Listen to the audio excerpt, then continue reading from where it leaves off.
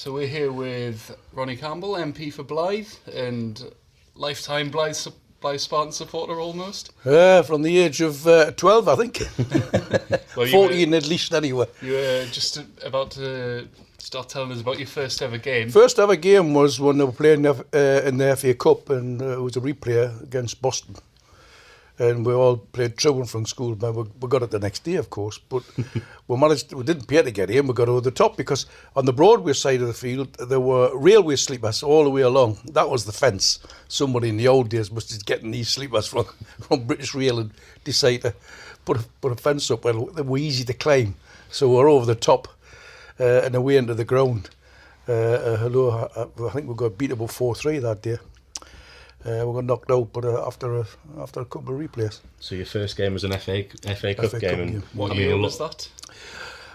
No, I wouldn't be no more than 14. I was still at school, so 14, maybe 13.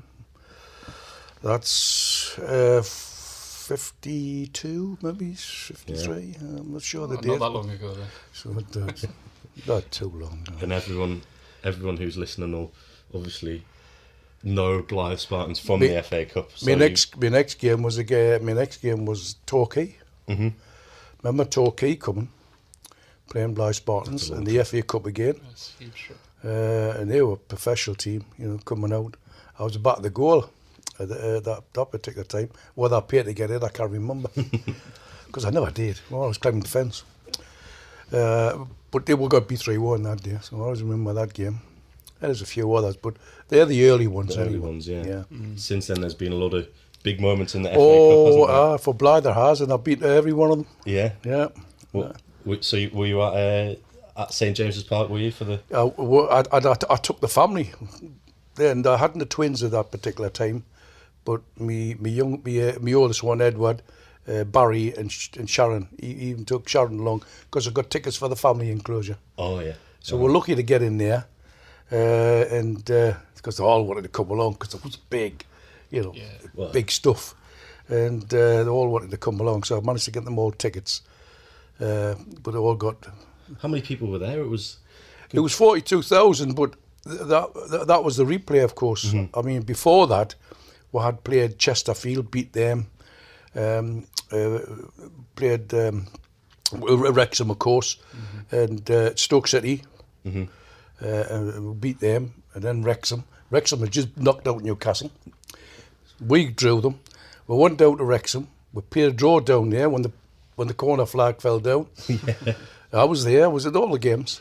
And on average, I think maybe we should have just stole it. But I mean, it was a good draw. We brought them up in Newcastle, and that's when the big 42,000 people in the ground, because Newcastle wasn't that big in them days. But 42 was 8,000 locked out. They estimated 8,000 couldn't get in, so you can see the atmosphere was electric. I mean, we got beat 2-1.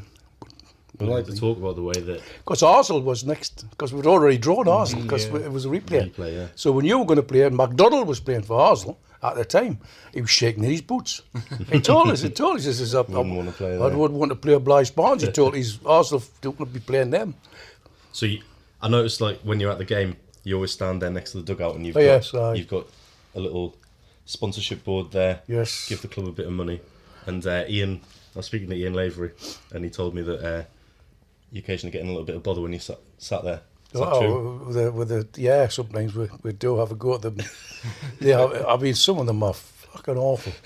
And we say, what? This is a game of football, man. They're jumping up if you touch one of their players, ref, over the foul. I said, Christ, mate, it's a man's game, man. Shut up. We do have a go at them, like something.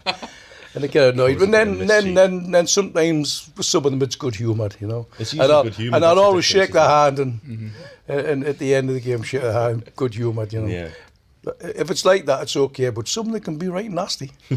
I think that's one of the things about non-league football is that you do get to speak to the players can hear you for one, but also you get to speak to the away fans because they can just wander around. You can have a bit. I'm the best with the ref. If the ref comes close, I'll say, "That bastard there, call you fucking twat, ref." Fighting to the manager.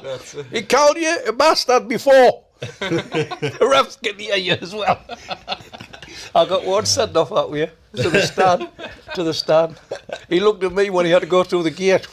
So have your blame. Yeah, your influence across onto the game. That's it. But I remember one of the games was on Santana, and I was there, and it was a cold night. I forget who we were playing. One of the big teams. Might have been Blackburn Rovers. But I remember getting me secretary, this is Ronnie Campbell's stands here. And I pinned it up on this side of the fence. So anybody, because what happens, you get somebody coming who's never been before, oh, I'll stand here, you know. Not knowing that I've stood there for 100 years. So I pinned it up. And the cameras come around before they went to the far side and got a picture of it. It was on the telly. Ronnie Campbell's stand. I was arguing with the opposition dugout, whether it was the manager assistant, I couldn't remember, but I remember the referee, I was going to get them 6-0, you had to go, me, I had to go back. And what I called him, our lad who was the fourth referee, he was coming up, the ref come on. He says, if you don't shut up, I'm going to send you up to the stands out the way. I says, that means I didn't pay them. Being a bit of a So troublemaker. I nearly got the yellow card.